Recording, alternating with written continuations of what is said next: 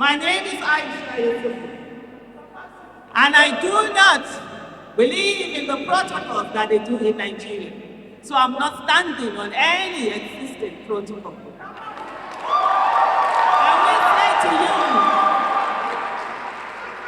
I will say to you that I do not believe that people who have not done excellent jobs should be called excellency.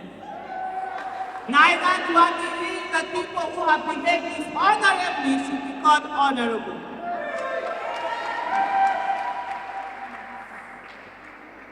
But we thank God at the table today, we have people who have been honorable and doing excellent job. So I say to you all are Nigerians, and no Nigerian is more Nigerian than any Nigerian. We live in a country today where some people are seen as lesser citizens, and that must not happen. I'm very glad about the topic that I have today, enlightened youth and Nigeria's democracy. Democracy is everything. A lot of us have been brought up, we've been conditioned to believe that politics is dead. But guess what? It is politics. It is true politics that the people who are going to make policies that make or mar our lives come into office. And therefore, every one of us, we have to be interested in politics. It's not something that you do and get away with it. Can I ask a question, please? Can I move away from here? Is that okay? Who are they? Will you still hear me? You won't be able to hear me? Because I hate being restricted, so sometimes I just walk around with me. But anyway, we'll make it work. You know, for a long time, do you hear when they say you are the future of Nigeria, right? The leaders, I can move, right? You are the leaders of Nigeria. You are the future leaders. Have you ever heard that? I was told the same thing, and yet I'm not yet saying that. You are not the future of tomorrow. You are not the leaders of tomorrow. You are the leaders of today. So let's start from there. For every place that you find yourself, you have to take ownership. You have to lead. The most important thing, you have the capacity, and you have to have the knowledge, the will to learn, unlearn, and relearn. We're no longer in industrial age, where what you knew, what they teach you in the school, is all you have to go through. This is the information age. We are even passing the information age. We are entering the machine age, machine era. So it really doesn't matter what you know. What really matters is how fast can you learn, unlearn, and relearn. Because things are changing at such a speed that most of us can't even keep up with. So I say to you, everyone here, who are you? Who are you? It's a question everyone must answer. And it's a question that you must sit down and ask yourself, who am I? Not what your parents told you who you are. Not what the society has told you who you are. Not what anyone has said who you are. But in your own mind, in your own space, you finding yourself is one of the first steps to being enlightened. Because a lot of people don't find themselves. They go through the motion of society. Sometimes they want to please everyone. And at the end of the day, there is a conflict between the outside and the inside. And it is going on. So the first thing you have to do to be enlightened, sit down and ask yourself, who am I? Sometimes it can be a painful experience. Then you sit down and map out yourself. Be truthful to yourself. When you find out who you are, nobody can then do anything to you that makes you question yourself. In today's world, especially with social media, you have people insulting, abusing, attacking, right? When you begin to see, answer that question, who am I? Carry a book and write out everything. So what you do with that is that you recognize your weaknesses and your strengths. And they're all okay. You amplify your strength. You work on your strength. You become better with your strength. And then your weaknesses, you do a little bit about them, but most importantly, contract it out to someone to do. I'm good at speaking. If you give me this mic, I can speak for 10 hours without drinking water. That's my strength. But if you tell me, Aisha, what you're saying, sit down and write a report, I will spend 10 hours. The paper is still black. But you know what? I'm okay with my weakness. Yes, I can push myself and actually write, but that's not my strength. Then why would I bother having to do that? I will simply contract it. I've said what this is what I need to say. Put it in writing. You get, that's how you work. And so you become a better version of yourself. And you'll say, but every one of us, there is something in us, there's a talent, there's a skill that you have. But most times what people do is that they focus on their weakness rather than on their strength. And they keep struggling with their weakness and forget that they should need to amplify their strength. I drove in here today, I wasn't the one driving. Someone told me, I had to say, you need to come here. If I'm to come here myself tomorrow, I will get lost. It's one of my weaknesses, to know where places are. So what do I do? Contract it out. So that's something that everyone wants to understand. The next thing I'm going to say, of course, is that don't sell yourself short. A lot of people sell themselves short. A lot of people are afraid to do what they need to do. And they stand behind, they're shy. Remember, growing up, you were told, oh, don't make so much noise. It's better to be quiet and all of that. As an adult, it's not. It's better to be quiet. Be heard. Some people said, Aisha, why are you so loud? I said, when I leave this world, I want them to know that somebody came. I don't want to come quietly and be quietly. So that's important to me. So allow yourself to be heard. Don't sell yourself short. Go out there. Let's see what will happen. A no.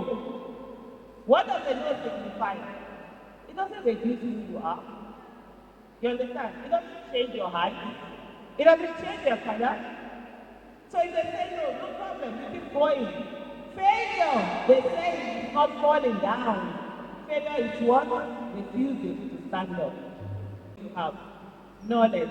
Oh my goodness. Knowledge, knowledge, knowledge.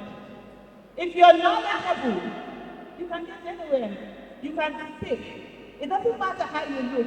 It doesn't matter how old you are. But when you have that knowledge, whether they like it or not, the will will come to you. Because there's something that you have to offer.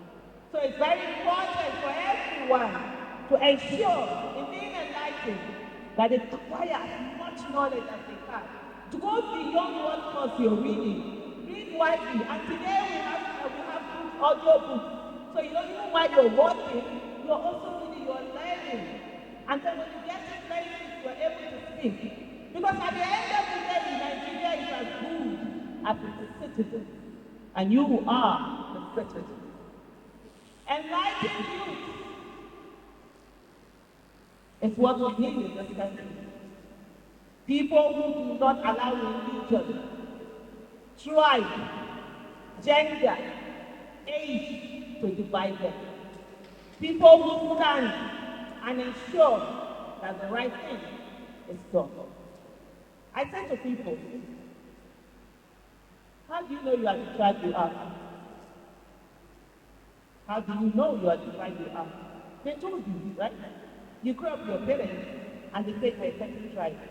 What if tomorrow your parents are supposed to say, oh, you know, you were actually adopted, but you are from a different tribe? And probably you created that tribe. What then happens? Together, it's how you work. Divided, you definitely will be conquered. And in today's politics, a lot of people have decided that what they will do is to continue to divide the people so that they will get in there. And they tell you about religion, they tell you about ethnicity, they tell you about gender and all of that. Does hunger know gender? I'm asking a question. Does hunger know gender? Does hunger know religion? Does hunger know tribe? Have you ever gone to the market to buy something and they say, oh, what tribe are you? And you told them they are tribe and they gave it to you for free. If that doesn't happen, then why would you allow it to divide you? For my generation, we grew up under military. We were subdued. We were militarized. We were told that every time we had to obey, even when we didn't, we obeyed. But your generation shouldn't make the mistakes that we made. We stayed away from politics. We stayed away and said it was dirty because we were conditioned to believe that it's dirty. It's not. Because sometimes, as I was coming in, the conversation we had that again, democracy probably has failed in Nigeria. Democracy hasn't failed. We have not engaged with democracy. We've stayed away, we've been alone. We feel pride. It's something of a pride for someone to say, you know, I don't do politics. I'm not partisan. So we are all political animals. Every one of us here today, what you're wearing today is not the only cloth that you have, is it? Is what you are wearing the only cloth that you have? No. You made a choice. That's what it is. You have to decide what color. I have a lot of hijabs that I decided I was going to wear ash hijab. Probably would have wear one microphone and we'll be matching and twinning. But I decided to wear it. I made a choice. That's what politics is all about, making a choice. But when we sit back and say that we do not want to be part of it, nature abhors cycle.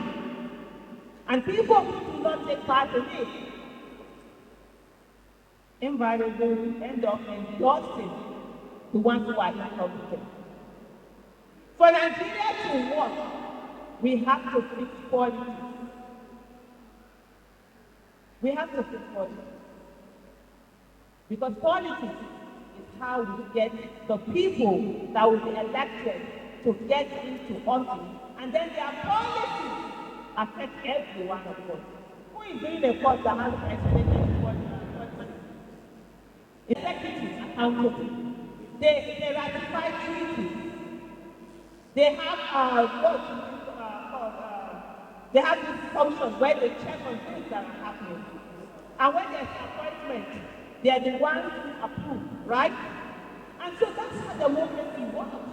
The unfortunately in Nigeria, we don't have that. Yes, the other thing was oversight function. They have oversight function. The legislative arm is supposed to be the most powerful. But in Nigeria today, we have people who are charlatans, who just go in there. They don't know why they're there. Who stand there for their own personal interest rather than the interest of the people. And the first thing they did was to change the national anthem without consulting the people. If the Nigerian people had been consulted and they decided that they wanted to be enslaved to a country that held us, that colonized us, and go back to an anthem that was written by a foreigner and throw away the anthem that was written by Nigerians, then we'll say that's what Nigerians wanted, and you respect the wishes of the people. But when there's no consultation, it's a problem. And that's why we must engage in democracy. If we had at the National Assembly, the State House Assembly, enlightened youth, enlightened citizens, then we don't allow this to happen. Then we hold the executive accountable. Because in the three arms of government, the executive is actually the weakest, but it is the one that has many. And then unfortunately in Nigeria, Ghana must do work for us. So people are ready to sell their soul for them to go in there. But at the same time also, you can't blame them money. Anybody that has paid for votes, it's no longer democracy, it's no longer politics, it's now business. If people spend their money to enter offices, they pay people to vote for them. So we don't have the moral justification to tell them not to do what they're doing because they pay for it. And if we want that to change, we must put our money where our votes are. People must be ready to come out and give of what they have to candidates and ensure they monitor them. When we have people using their own money to go into offices, what you will have is people with competent character capacity, people who have worked for Nigeria, that have never stolen a dime, that have never done anything wrong, who will not have money to go in there. And the people who will go in there and continue to perpetuate themselves or their stooges are the ones who have stolen our collective wealth, and they will use it to keep themselves in office. And when they get there, whatever we say, they will care. The greatest room for activism, the greatest place for activism is the polling unity. That's where the number one protest stands from. You go